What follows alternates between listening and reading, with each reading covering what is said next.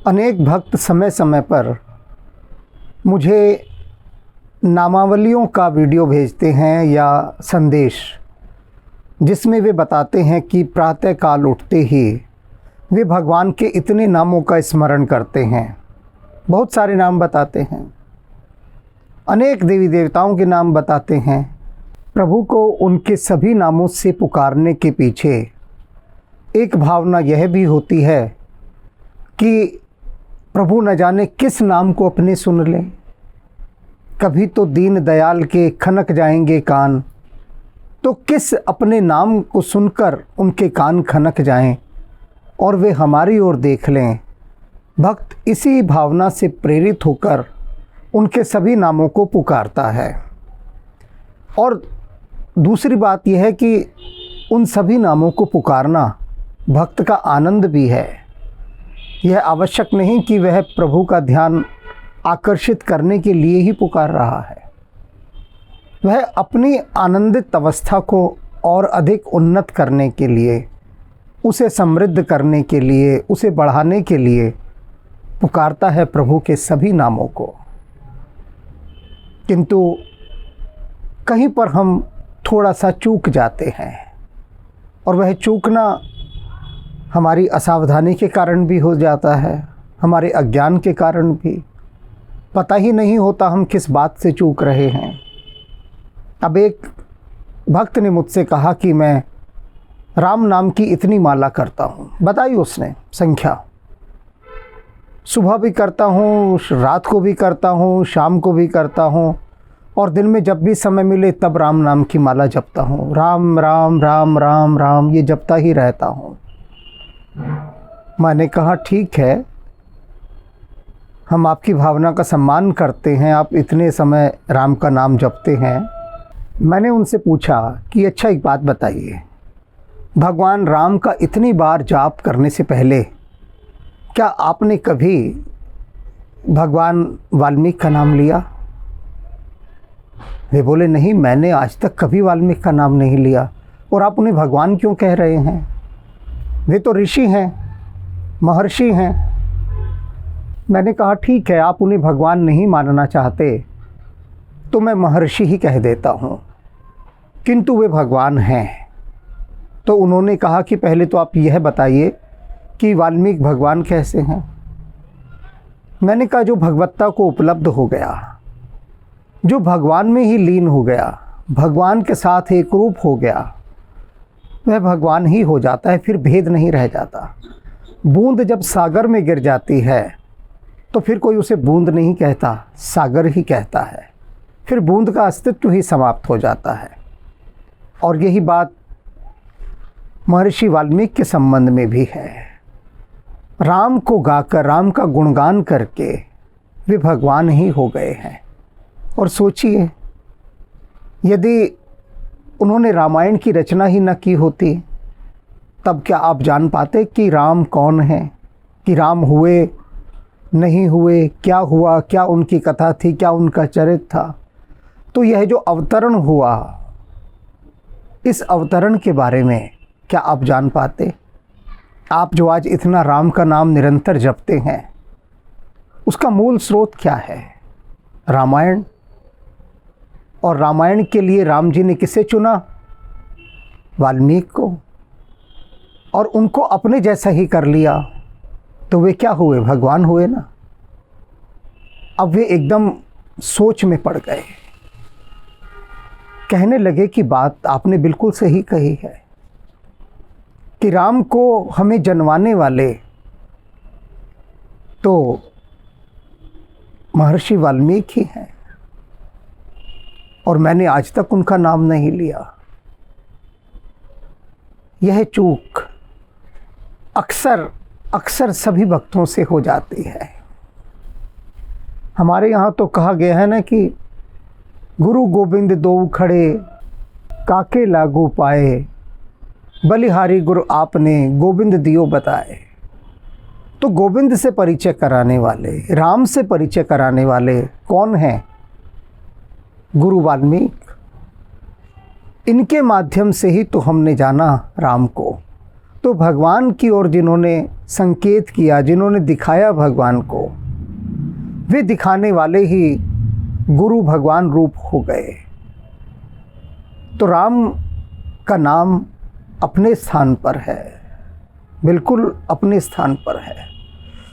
किंतु सबसे पहले यदि हम वाल्मीकि को प्रणाम करें, तुलसीदास जी को प्रणाम करें, जिन्होंने राम नाम को एक एक कण में दिखाना आरंभ किया, सबके श्वासों में राम के नाम को समाया, सबकी वाणी पर इसका उच्चारण दिया।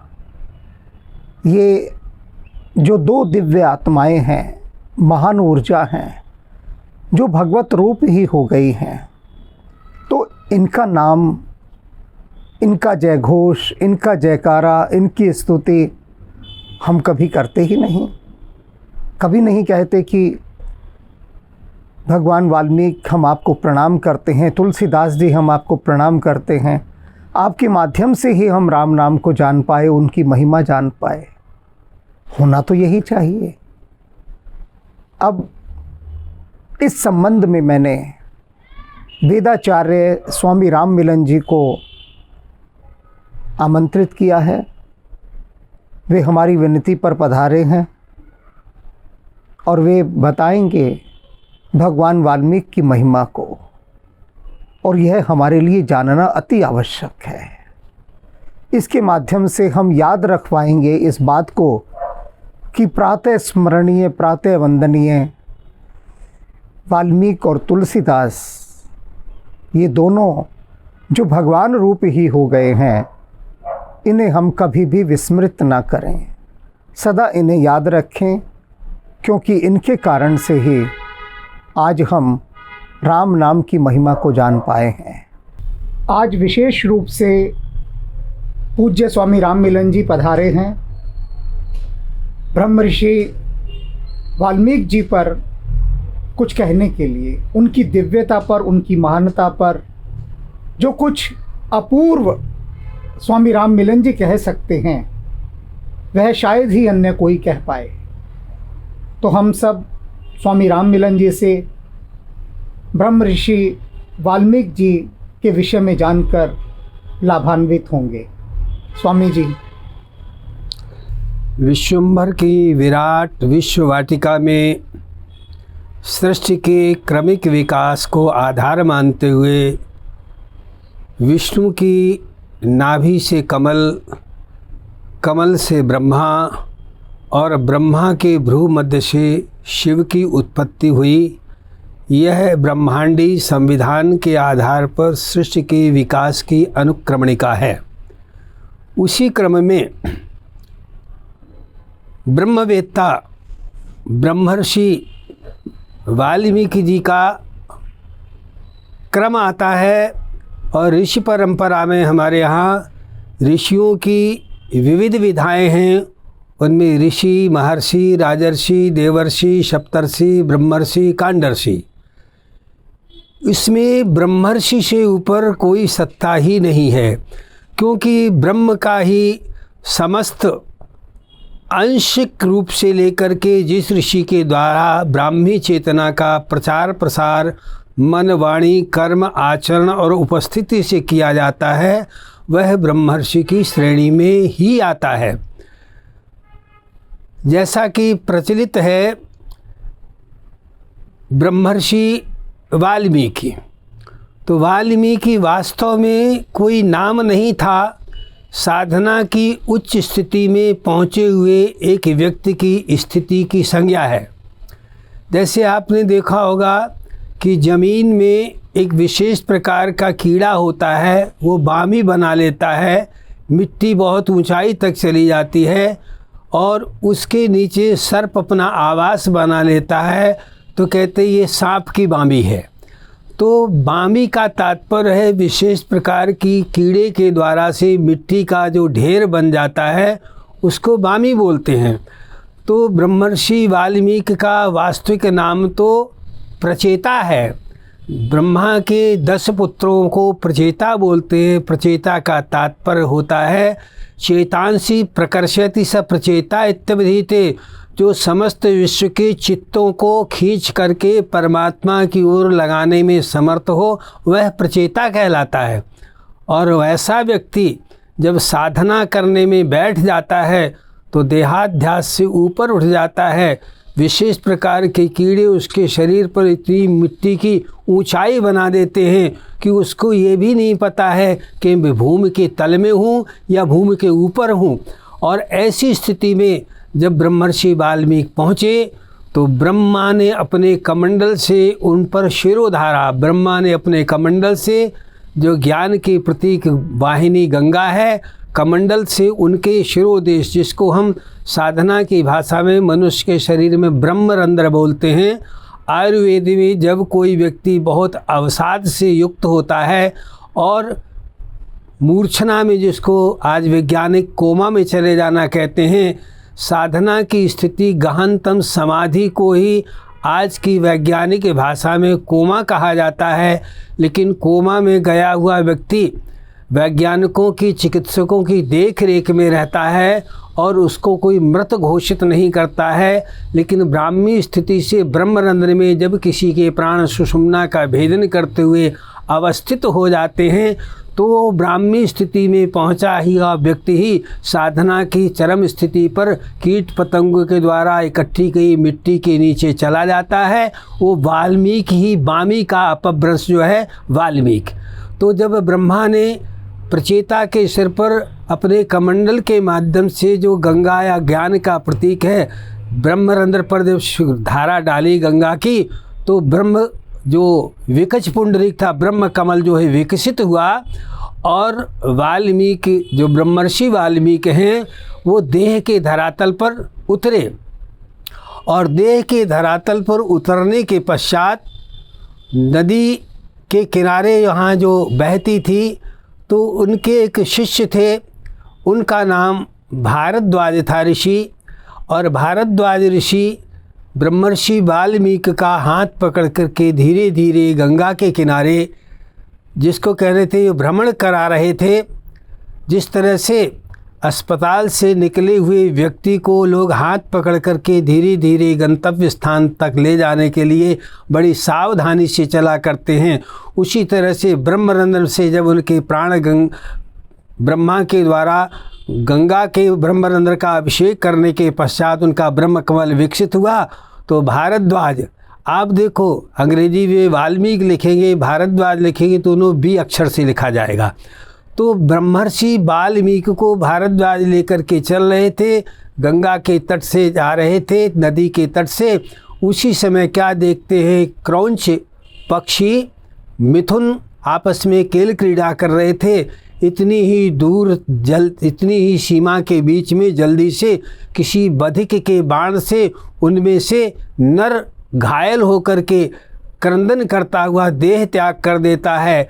ऐसे कारुणिक दृश्य को देखकर ब्रह्मर्षि वाल्मीकि के मुख से जो ब्रह्म कमल विकसित होने के पश्चात जो ब्राह्मी चेतना का शब्द ब्रह्म प्रस्फुटित हुआ, वो यही था, मानषाद प्रतिष्ठाम त्वमवा शाश्वती समा यत् क्रौंच मिथुनादेके अवधि काम मोहितम।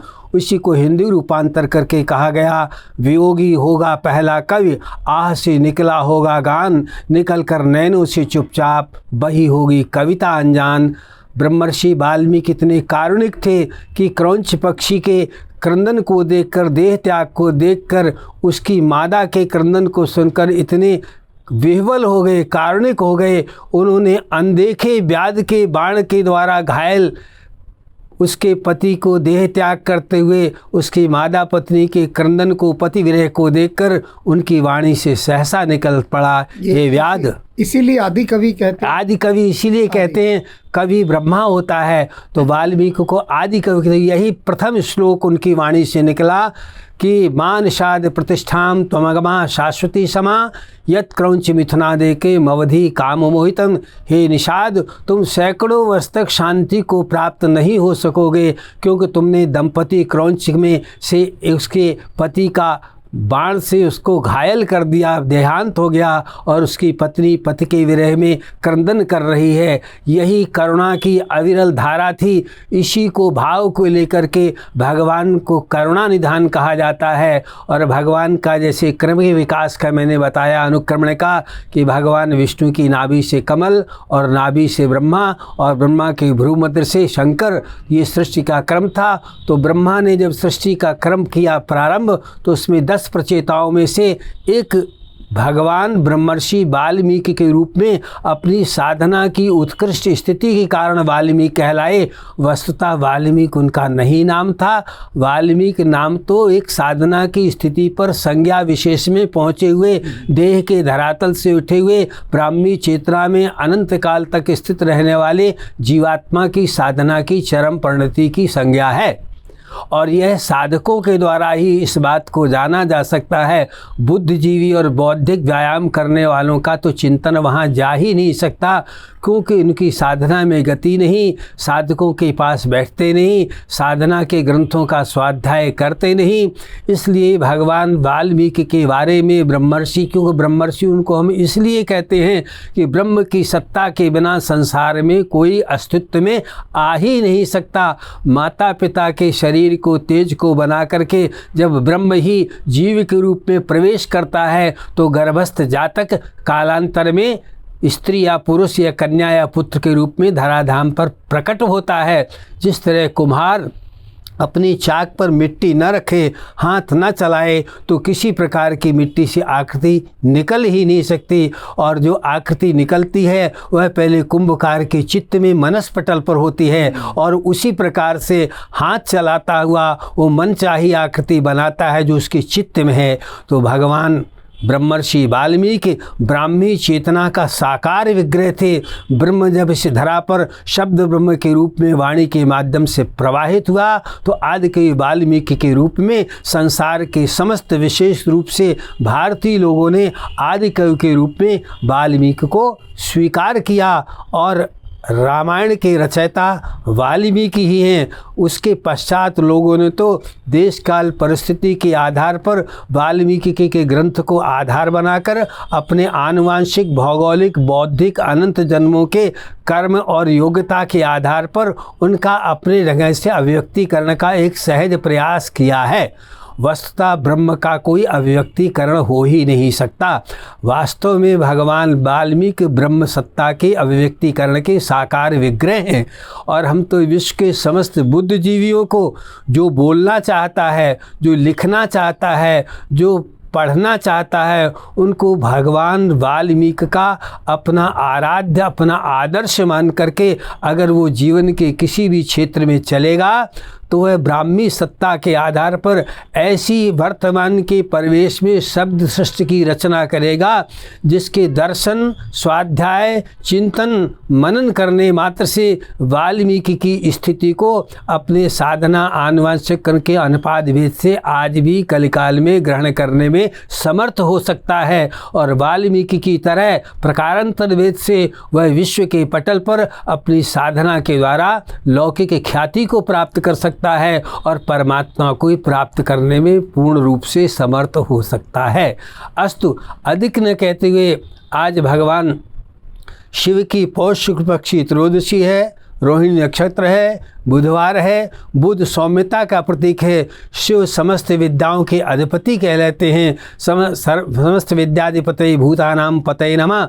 तो भगवान शिव चूँकि ब्रह्मा के पुत्र हैं और वाल्मीकि जी ब्रह्मा के 10 प्रचेताओं में से हैं, तो संगति मिलाई जाए तो भगवान ब्रह्मर्षि वाल्मीकि और भगवान शंकर भाई होते हैं। लौकिक बंधों के संबंधों की श्रृंखला में अगर पुरोहित हुए हम उनको देखें तो अस्तु ये बड़े गौरव का विषय है और गर्व का विषय इसलिए है कि वर्तमान के भारत में गर्व से कही जाने वाली बात राष्ट्रीयता का, राष्ट्र प्रेम का पर्याय बन गई है।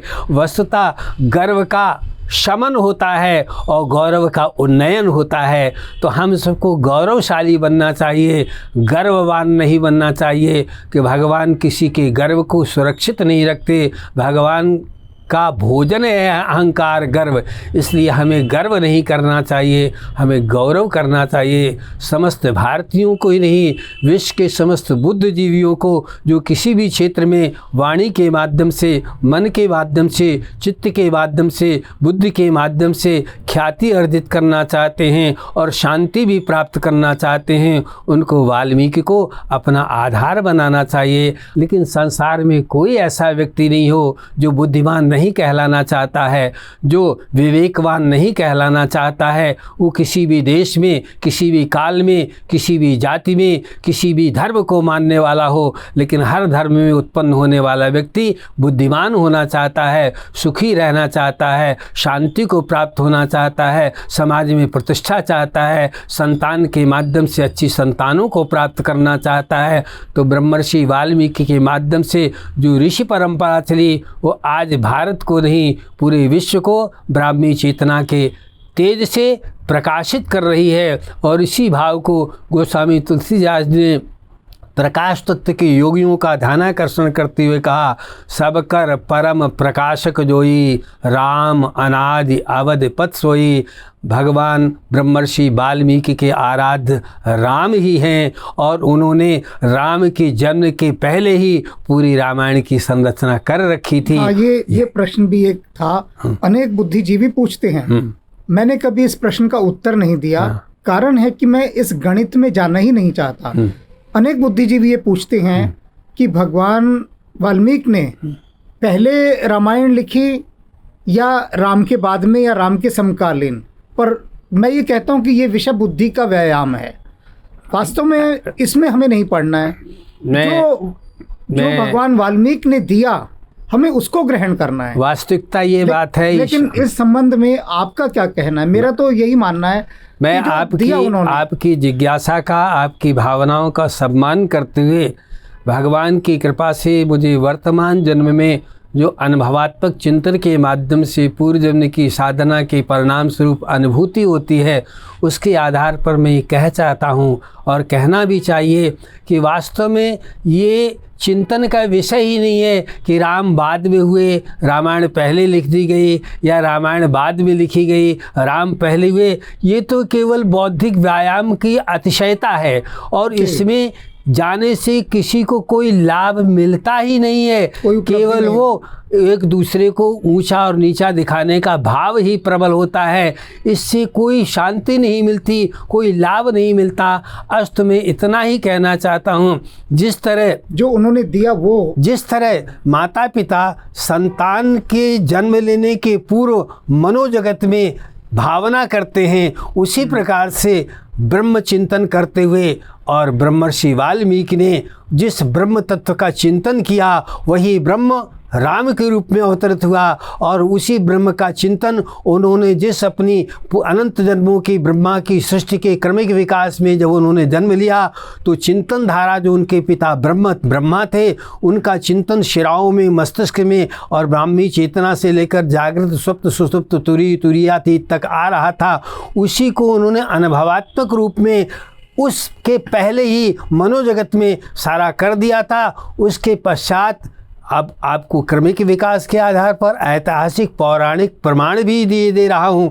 जब मनु और शत्रुपा ने 27,000 वर्ष तक साधना की, तो उनमें आकाश मंडल में, आज तो आकाशवाणी हम दूरदर्शन पर के पहले रेडियो के माध्यम से सुना करते थे, तो गगन ब्रह्मवाणी सुनकाना मन और शत्रुपा ने एक पैर पर खड़े होकर जब 27,000 वर्ष तक तपस्या की, तो आकाश में उनको ध्वनि सुनाई दी।